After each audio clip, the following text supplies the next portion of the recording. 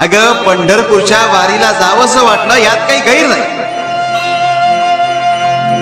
तीर्थक्षेत्राला महत्व आहेच, पण त्यात अडकून राहू नकोस. अगं भक्तीत अफाट ताकद आहे.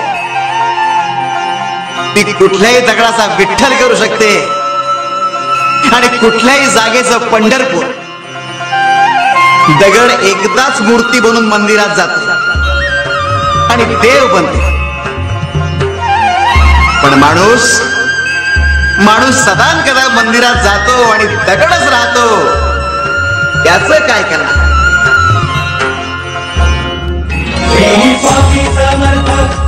अगं कुंभाराळीत मूर्तीचा सौदा करताना पाडून मूल्य मागतात आणि एकदा का प्रतिष्ठापना केली की त्याच मूर्तीकडे गाराणीच्या गारणी घालतात.